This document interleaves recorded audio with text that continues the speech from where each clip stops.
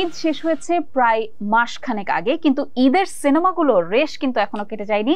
সেটা সিনেমা হলে দর্শকদের টিকিটের জন্য লম্বা সারি দেখলেও বোঝা যায়, আবার একই সাথে সোশ্যাল মিডিয়াতে রিভিউয়ের যুদ্ধ দেখলেই বোঝা যাচ্ছে যে সিনেমাগুলো কতটা উন্মাদনা তৈরি করেছে। শাকিব খানের অ্যাকশন থ্রিলার বরবাদ, আফরান নিশোর রহস্যে ঘেরা দাগি এবং সিয়াম আহমেদের খুব আবেগ ঘন জঙ্গলি দর্শকদের এখনো মন ছুঁয়ে গেছে। যেহেতু আপনাদের মন ছুঁয়ে গেছে, তাই আজকের লাইমলাইটে আমরা সিদ্ধান্ত নিয়েছি কথা বলবো ঈদের সিনেমাগুলো নিয়ে, যে কোন সিনেমা আসলে আপনারা সবচেয়ে বেশি পছন্দ করেছেন, কার অভিনয় আপনাদের মন ছুঁয়ে গেছে, এবং একই সাথে এই সিনেমাগুলো সিনেমার বাজার কতটুকু চাঙ্গা করতে পেরেছে। আপনাদের সাথে আমি আছি মোহনা হোসেন, এবং আমার সাথে আজকে স্টুডিওতে আছেন আমারই সহকর্মী সোহেল হাসান। সোহেল, স্বাগতম আপনাকে। কেমন আছেন? ভালো। আপনি তো 3টা সিনেমাই দেখেছেন, নাম যেগুলো বলেছি, এর বাইরেও ঈদের আরো কিছু সিনেমা আছে।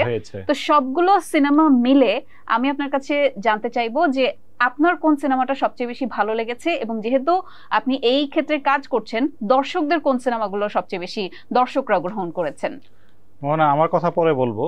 আমি রিপোর্টিং এর সূত্রে সিনেমা হলগুলোতে ঘুরেছি, ঢাকায় না শুধু, ঢাকার বাইরেও কয়েকটি জায়গায় আমার দেখা হয়েছে এবং কথা হয়েছে কয়েকটি প্রেক্ষাগৃহের মালিকের সঙ্গে, যেমন যশোরের মনিহার, বগুড়ার ধুনটের ঝংকারের মালিক, তারপরে রংপুরের শাপলা সিনেমা হলের মালিক, তারপর জামালপুরের একটি সিনেমা হলের মালিক। এইরকম ঢাকায় তো কথা হয়েছে, আর ঢাকায় আমার সাথে দেখা হয় তাদের। আপাতত দৃষ্টিতে আমাদের হাতে শুধু ঢাকার তথ্যটাই থাকে, ঢাকা তথ্য, কিন্তু আমি রিপোর্টিং এর জন্য আমি একটা অ্যানালাইসিস করেছি, সেই জন্য আমি আসলে ঢাকার বাইরের চিত্রটা জানা জরুরি ছিল। কারণ ঢাকায় কিন্তু দর্শক এমনিই হয়, ঈদ ছাড়াও হয়, কিন্তু ঢাকার বাইরের চিত্রটা খুব ইম্পর্টেন্ট। তো সেই জায়গা থেকে আমি আমার রিপোর্টে সেই তথ্য খোঁজার জন্য তাদের সাথে প্রাসঙ্গিকভাবে আমার ঈদের দিন থেকে পরবর্তী বেশ কয়েকদিন এবং রিসেন্টলিও কথা হয়েছে। তো দর্শকের বা সিনেমা হলের যে হিসাবগুলো, সেগুলো জরুরি। তো সেই জায়গা থেকে আমি যে হিসাবটা দেখেছি বা যে পরিস্থিতিটা আমার চোখে এসেছে বা সামগ্রিকভাবে আমার যা মনে হয়েছে, তো সিনেমা অনেকগুলো রিলিজ হলেও 3টি সিনেমা মূলত লিড করছে ঈদের দিন থেকে এখন পর্যন্ত। সেগুলো হলো বরবাদ, দাগি এবং জঙ্গলি। তো এই 3টি সিনেমার 3 ধরনের ফিডব্যাক রয়েছে। 3টি সিনেমাই দর্শক দেখেছে, কোনো দর্শক হয়তো 3টে সিনেমাই দেখেছে, কোনো দর্শক একটি দেখেছে, এরকম বিভিন্ন ধরনের প্রতিক্রিয়া রয়েছে। বাট যদি হিসাব করতে বলা হয় ব্যবসায়িক দিক থেকে, তো বরবাদ নিঃসন্দেহে সবার উপরে 1 নম্বরে। এবং বরবাদের যে হিসাবটা আমরা 2-1 দিনের মধ্যে দেখলাম, তো সেখানে সেটা টিকিট সেলের যে হিসাবটা বলা হচ্ছে, সেটা 50 কোটির বেশি। ও মাই গড, 50 কোটির বেশি, সেটা প্রযোজকের মুখ থেকে আসছে। আচ্ছা। আর তাদের আশাবাদ যে ওটিটিতে যখন সিনেমাটা যাবে বা ওয়ার্ল্ড ওয়াইড যে বাইরের দেশের যে সেল রিপোর্টগুলো আসবে বা আরো বিভিন্ন ধরনের ফাংশন রয়েছে, তো সেগুলা যখন হাতে আসবে, তাদের বিশ্বাস যে এটা আরো ফিনান্সিয়ালি আরো ডেভেলপমেন্ট আছে এই সিনেমার। কিন্তু পাশাপাশি শুধু এই সিনেমায় যে আয় হয়েছে তা কিন্তু না, বাংলাদেশের সিনেমাকে যে কাঁধে টেনে নিয়ে যাচ্ছিলেন বাণিজ্যিক ভাবে হোক বা যেভাবেই হোক, শাকিব খানের পারফরমেন্সও কিন্তু এখানে রয়েছে। পারফরমেন্সের কারণে কিন্তু ব্যবসা হচ্ছে। দর্শক টিকিট কেটে কেন যাচ্ছে? অবশ্যই পারফরমেন্স দেখার জন্য। তো দর্শক কিন্তু টিকিট দিয়ে টাকা বৃদ্ধি করার জন্য যাচ্ছে না। তো পারফরমেন্সটা খুবই ভালো ছিল এবং শাকিব খান প্রায় সিনেমা থেকে নিজেকে আলাদা করে ফেলছে। এই বরবাদেও রয়েছে, আমরা আগে প্রিয়তমায় দেখেছি, তারপর আরো হয়তো কয়েকটা সিনেমা আসবে, সেগুলোতে দেখবো, এরকম আভাস আছে। তো সিনেমার পারফরমেন্স অবশ্যই ভালো, কিন্তু এটা বাণিজ্যিক ভাবে এখন পর্যন্ত 1 নম্বরে রয়েছে। আর দাগি এবং জঙ্গলির কথা, এই দুইটার কথায় আসছি।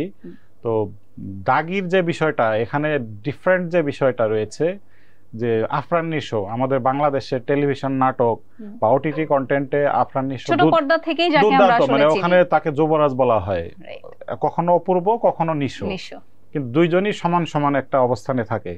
তো আফরান নিশো টেলিভিশনের দর্শকদের মন জয় করেছেন অনেক দিন থেকে এবং চলমান রয়েছে। তো তার সিনেমায় উপস্থিতিটা, এর আগে সুরঙ্গতে তিনি যখন আসলেন তখনও কিন্তু চারিদিকে হই হই রই রই, এবং তার আশা তার সিনেমায় আসাটাকে খুব ইতিবাচক ভাবে দেখা হয়। তো এইবারও কিন্তু তাই, যে আফরান নিশো অনেক দিন থেকে কিচ্ছু করে না, টেলিভিশন নাটকে কিন্তু আর নাই তিনি, শুধুই মাত্র সিনেমায় তার উপস্থিতি রয়েছে এবং সিনেমা নিয়ে তার নিজস্ব ভাবনা রয়েছে। তিনি এই সিনেমা রিলিজের আগে বা সুরঙ্গের সময় অনেকবার বলেছে যে সে এখন পরিকল্পনার মধ্যে দিয়ে যাচ্ছে, পরিকল্পনার বাইরে সে সোশ্যাল মিডিয়াতেও একটা পোস্ট দিচ্ছে না বা নিজেকে দেখায় না। আচ্ছা, আর বাস্তবেও তাকে খুঁজে পাওয়া যায় না। আমরা সংবাদকর্মীরা তাকে নানাভাবে যখন ট্রাই করার চেষ্টা করি, তিনি একটা তার ব্যক্তিগত জীবনটাকে খুবই নিয়ন্ত্রণের মধ্যে রেখে চলেন, কোনো তথ্যই পাওয়া যায় না। তো সেই জায়গা থেকে আফরান নিশোর কারণে সিনেমাটা ছিল ইম্পর্টেন্ট, দাগি। তো সেই দাগির হিসাবটা ব্যবসায়িক দিক থেকে বরবাদকে মানে বিট করার মতো না, কিন্তু আফরান নিশোর অভিনয়, আফরান নিশোর উপস্থিতি, একজন দাগি আসামি বা প্রেস কনফারেন্সে ঈদের আগে যেভাবে তিনি হাজির হলেন পুলিশের গাড়ি থেকে, তো বিভিন্ন ধরনের একটা চমক ছিল। সেই চমকটা দাগির যারা নির্মাণের সঙ্গে জড়িত প্রযোজনা প্রতিষ্ঠান বা ডিরেক্টর, তাদের ভাষ্য এরকম যে সিনেমা তো আসলে এক মাসে হিসাব দিয়ে মানে সফলতা ব্যর্থতা বলা যায় না। তা আমিও কথাটার সাথে একমত, হয়তো দাগি কোন এক জায়গা থেকে আরো বড় সাফল্য নিয়ে আসবে। যারা একটু গল্প নির্ভর চলচ্চিত্র দেখতে পছন্দ করেন তাদের জন্য দাগি মনে হয় আমার কাছে একটা বেস্ট অপশন হতে পারে। আর জঙ্গলির কথা আপনাকে আমি বলি, জঙ্গলি সিনেমাটা কিন্তু আসলে 2024 সালেই রিলিজ হওয়ার কথা ছিল ঈদে। আচ্ছা, কোনো একটা অজানা কারণে সেটার প্রোডিউসার বা ডিরেক্টর তারা নির্ধারণ করলেন যে 24-এ রিলিজ দিবেন না। আচ্ছা, তো ডিসিশনটা সেই ব্যাকগ্রাউন্ডটা আমরা জানি না, বাট সিনেমাটা কিন্তু নির্মাণ হয়েছে আরো আগে। আচ্ছা, বলা যায় আরো 1.5-2 বছর আগে নির্মাণ হয়েছে। তো জঙ্গলির সবচেয়ে বড় যে বিষয়টা, যে মারাত্মক রকমের ইমোশনাল একটা বিষয় এই সিনেমায়, এবং আমরা আসলে বাংলাদেশি দর্শক যারা সিনেমায় যে জিনিসটা খুঁজতে যায়, বিনোদনের মধ্যে আমাদের আজ থেকে 20-30 বছর আগের যে সফল সিনেমাগুলোকে আমরা বলা হয়, যেমন বেদের মেয়ে জ্যোৎস্না বা সর্বশেষ হিট মানে ওভার ফোক সিনেমা যেটাকে বলে যে খায়রন সুন্দরী, সেটাও কিন্তু একটা গল্প ছিল। গল্পের পাশ দিয়ে অনেক কিছুই থাকে। তো জঙ্গলির যে জিনিসটা, যে বাবা এবং মেয়ের যে আবেগী যে মানে মোমেন্টগুলা, সম্পর্ক মোমেন্ট বা অ্যাক্টিভিটিস, সেগুলা আমরা সোশ্যাল মিডিয়ায় তাকালে বা যারা হল ফেরত তাদের চোখে কিন্তু রয়েছে। তো সেই জায়গা থেকে সিয়াম ডিফারেন্ট ভাবে এইবার পর্দায় এসেছে। সিয়াম কিন্তু একটা রোমান্টিক বয়, মানে অভিনয়ের ক্ষেত্রে নাটকে বা সিনেমায় আমরা যেভাবে দেখি খুব পশ একটা বিষয়, কিন্তু এইবার তিনি দাড়ি চুল কি বড় বড় ভিন্ন একটা লুক নিয়ে এসেছেন। এবং সিয়াম আমাকে বলেছে যে সিনেমাটিক শুটিং করে যখন সে বাসায় যায়, তো সে নিজেও বাবা বাস্তব জীবনে, তো তাকে তার জীবনটা মানে তার জীবনের উপলব্ধি বোধ বা নিজের জীবনটাকে সে নতুন ভাবে ভাবার সুযোগ পেল এই সিনেমা অভিনয় করার সময় থেকে। তো সিয়াম, আমি যখন সিয়ামের সাথে এই সিনেমা রিলিজের পরে কথা বলি নিউজের সূত্রে বা এমনি অভিজ্ঞতা বিনিময়ের সূত্রে, তখন থেকেই সিয়াম বলল যে এই সিনেমাটাকে তিনি দীর্ঘদিন এই চরিত্রটাকে মাথায় নিয়ে ঘুরেছে এবং শুটিং এর সময় কারোর সাথে কথা বলতো না। একটা দৃশ্য শেষ করার পরে আরেকটা দৃশ্যের শুটিং এর আগে সিয়াম একা একা থাকতো এবং শুটিং এর কোনো ঘটনা যেন তার মাথায় এই ক্যারেক্টারাইজেশনটা যেন নষ্ট না হয়, চরিত্রায়নটা যেন ভেঙে না যায়, ওই অধ্যাবসায় এবং এই যে তার যে অবয়ব, যে সামাজিক ভাবে বাসায় আত্মীয় স্বজন ঠিক তাকে এইভাবে দেখে অভ্যস্ত না, এবং তাদের ধারণাটা সিনেমাটা রিলিজ হওয়ার পর ভেঙেছে যে সিয়াম কি কারণে আসলে এইরকম ছিল। তো এই সিনেমাটাকে আমরা গল্পের কারণে হয়তো অনেকদিন পর্দায় দেখব। তো সবকিছু মিলে 3টি সিনেমা 3 ধরনের ফ্লেভার নিয়ে আসছে, এবং আমরা বলতে পারি যে 3টি সিনেমাই ঈদের বাজারের এই 3টি সিনেমাই সফল। একটু অভিনেতাদের দিকে নজর দিতে চাই যে কার অভিনয় দর্শকদের মন কেড়েছে। আপনি তো অনেক মানুষের সাথে কথা বলেছেন, কার কার অভিনয় দর্শকরা খুব বেশি পছন্দ করেছেন? একটু একটা ক্যারেক্টারের কথা আমরা হয়তো মানে বললাম, কিন্তু এই যে জঙ্গলি সিনেমার যে মেয়েটা, ছোট মেয়েটা, হ্যাঁ বাচ্চা মেয়েটা ভাইরাল অলরেডি, এবং সোশ্যাল মিডিয়ায় এই মেয়েটাকে আমরা সবাই খুঁজি, কই থেকে আসলো, কি করলো, কিভাবে অভিনয় করলো, এবং অনেকগুলা ইন্টারভিউ প্রকাশ হয়েছে গণমাধ্যমে। এবং আমরা হয়তো এই শিশু শিল্পীকে যদি আবার ব্রেক দিয়ে আবার কাজের সুযোগ দেই যে কোনো অ্যাঙ্গেলেই, এখনই মানে এই সময়ে খুবই ন্যাচারাল অভিনয় করলো, তাই না? খুবই ন্যাচারাল, এবং আমি মনে করি যে এই ঈদের সেরা আবিষ্কার এই জঙ্গলি সিনেমার এই শিশু শিল্পী। আচ্ছা, তো এটা পারফরমেন্সের জায়গা থেকে আমি 1 নাম্বার মনে করব, কারণ যারা বড় পরিণত শিল্পী তাদের তো আসলে ট্রাই করার, প্রশিক্ষণ নেওয়ার নানা ধরনের সুযোগ থাকে, কিন্তু ওর এই সুযোগগুলো ছিল না। অল্প সময়ের মধ্যে একটা সিনেমাকে মানে মানে একটা সিনেমাকে, এই সিনেমায় যারা যায় আমার বিশ্বাস যে শিশুরা বা কম বয়সী বা বাবা মারা ওকে দেখতে যায়। আমার আসলে ব্যাপারটা একটু ভাবলেও আসলে অবাক লাগে যে আমরা এত বড় হয়ে গেছি, তারপরেও আমরা বিভিন্ন ইমোশন গুলো কিন্তু ক্যাচ করতে পারি না। সেই একটা বাচ্চা মেয়ে সেই ইমোশন গুলো ক্যাচ করলো এবং সেটা সে ডেলিভার করছে, এটা আসলেই খুব প্রশংসার দাবিদার। খুবই প্রশংসার। আর আমি আর যে পারফরমেন্স গুলো রয়েছে সেগুলো তো বললাম, বাট এখানে আরেকটা যে নারী ক্যারেক্টার গুলোকে আমরা সেভাবে বলি নাই।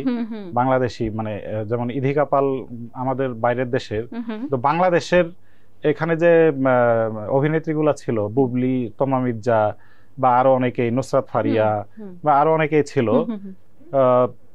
আপনাকে আরেকটা কথা বলি যে কয়েকটি সিনেমা কিন্তু আরো ছিল, যেমন অন্তরাত্মা সিনেমাটা কিন্তু শাকিব খানের ছিল, এবং মজার বিষয় যে শাকিব খানের সিনেমা মানেই হিট। হ্যাঁ, এইটাই এই জায়গার ক্ষেত্রে অনেকদিন পর একটা ব্যতিক্রমী ঘটনা ঘটলো যে এই অন্তরাত্মা সিনেমার প্রধান অভিনেতা কিন্তু শাকিব খান। আমরা কিন্তু এই বিষয়ে একবার কথা বলেছিলাম, আমি জানি না আপনার মনে আছে কিনা, এই লাইমলাইটে আমরা কথা বলেছি যে শাকিব খান মানেই হচ্ছে সিনেমা হিট। আমাদের কথাটাই আসলে এবারে ভেঙে গেল অন্তরাত্মা সিনেমার কারণে। অন্তরাত্মা সিনেমা 2 বা 3 দিন পর থেকে, যেমন বাংলাদেশের সবচেয়ে বড় সিনেমা মার্কেট স্টার সিনেপ্লেক্স থেকে কিন্তু নেমে গেছে, এবং স্টার সিনেপ্লেক্সের যে মিডিয়া ম্যানেজার তিনি আমাকে সরাসরি বলেছেন যে সিনেমাটি তারা নামিয়ে দিতে বাধ্য হয়েছে, কোনো দর্শক যায় না।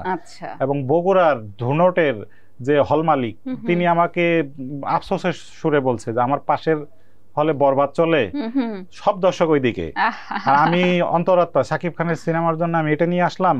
কিন্তু একটা মানে সে খুবই নিজের সাথে খুবই অনুশোচনায় ভুগছে যে কি কারণে এই সিনেমাটা নিয়ে আসলো, এবং ঈদ ছাড়া কিন্তু আসলে বাংলাদেশে যে সিনেমা হলগুলো সার্ভাইভ করতে পারে না। এটা একটু আপনাকে পরের প্রশ্নই করতে চাচ্ছিলাম যে ঈদের সময় সিনেমার বাজারটা তো চাঙ্গা হয়েছে, সারা বছর আমরা সাধারণত এই চিত্র দেখি না, স্বভাবতই যে কোনো উৎসবে যে কোনো বাজারই চাঙ্গা হয়ে যায়, তারপরও সার্ভাইভ করার জন্য কি আমাদের চলচ্চিত্র জগতের যেই পরিস্থিতি যে ঈদের সময় এসেই কেবল চাঙ্গা হয়, বাকি পুরো বছর হলগুলো বন্ধ পড়ে থাকে, এইটা কি আসলে চলচ্চিত্র জগৎটা সার্ভাইভ করতে মানে একটু কষ্টদায়ক হয়ে যায় না, বা এটা কি কোনো খারাপ পরিণতির দিকে যাচ্ছে কিনা?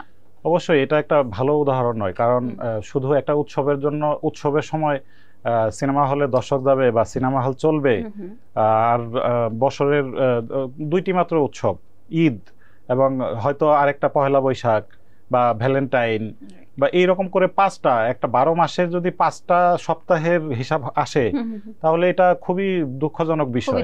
এবং শুধু সিনেমা হল নয়, সিনেমা সংশ্লিষ্ট সবার জন্য খুবই টেনশনের বিষয়, কারণ এখানে শুধু অভিনেতা নয়, একটা সিনেমার সাথে কতগুলো কলাকুশলী থাকে, অনেক মানুষ প্রোডিউসার থাকে, হ্যাঁ, আবার একটা প্রেক্ষাগৃহের সাথে কতগুলো লোকের কর্মসংস্থান।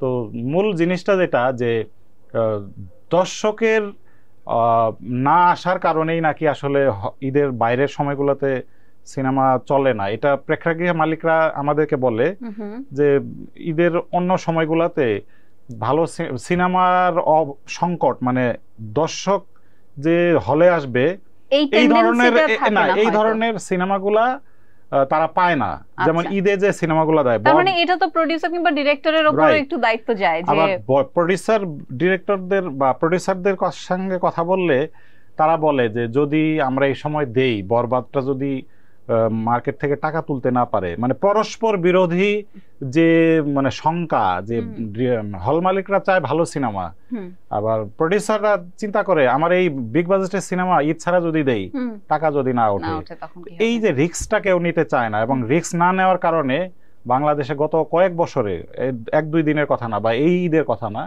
অনেক দিন থেকে আমি দেখছি যে এই মানে বিপরীতমুখী এই মনোভাবের কারণে ধীরে ধীরে হয়তো এইরকম চললে ঈদেও অবস্থা খারাপ হয়ে যাবে। যেমন এইবার কিন্তু ঈদের ব্যর্থ সিনেমা ছিল, কিন্তু আলোচিত সিনেমাগুলোর আড়ালে হয়তো সেগুলো আমরা নিয়ে খুব একটা কথা বলছি না। যে প্রোডিউসারদেরকে কিন্তু বলা যায় যে ঈদেই সব ছবি কিন্তু হিট হয় না, শাকিব খানের সিনেমা কিন্তু হল থেকে নেমে গেছে। সেক্ষেত্রে প্রোডিউসারদের যে জিনিসটা দরকার যে একটু রিস্ক নিয়ে নর্মাল সময়গুলোতে সিনেমা দিতে হবে, যদি না দেওয়া হয় তাহলে সিনেমা শুধু ঈদ কেন্দ্রিক থাকবে এবং আরো সংকুচিত হবে এবং সিনেমা হলের সংখ্যা 200 থেকে হয়তো 100 আরো যেমন অনেক কমে যাবে। তো সিনেমা হল যদি না থাকে আপনার সিনেমা শিল্প দিয়ে কি করবেন? এটা হলো আমার কথা। দেখার জায়গা তো থাকতে হবে। আমার কাছে এখানে আরো একটা ব্যাপার আছে সোহেল, যেটা মনে হয় যে আস্তে আস্তে তো ডিরেক্টরের সংখ্যাও বাড়ছে। আমরা যদি একটু পেছনের দিকে তাকাই দেখবেন যে কিছু নির্দিষ্ট সংখ্যক ডিরেক্টরের সিনেমাই প্রতিবার কিন্তু হিট হচ্ছে। তো এখানে যদি ভালো ডিরেক্টর আসেন, ভালো গল্প আসে, তাহলে হয়তো শুধুমাত্র ঈদ না, ঈদ ছাড়াও তাদের সিনেমাগুলো আমরা প্রেক্ষাগৃহে দিতে পারবো, এবং তখন দর্শক যদি মনে করেন যে ভালো গল্প আছে, ভালো ডিরেক্টর আছে, তখন দর্শক আসবেন সিনেমা দেখতে। একটা কথা বলি, এই ঈদে শিহাব শাহিনের সিনেমা ছিল, কিন্তু বরবাদের ডিরেক্টর কিন্তু একেবারেই নতুন। ও কিন্তু নাটকের ডিরেক্টর, ফার্স্ট এটা তার সিনেমা। তো এই ঈদে সবই ছিল। তো যদি বরবাদের ডিরেক্টর এই ঈদের সময় নতুন হয়, তাহলে ঈদের বাইরেও তো তার সিনেমা দেওয়ার কথা।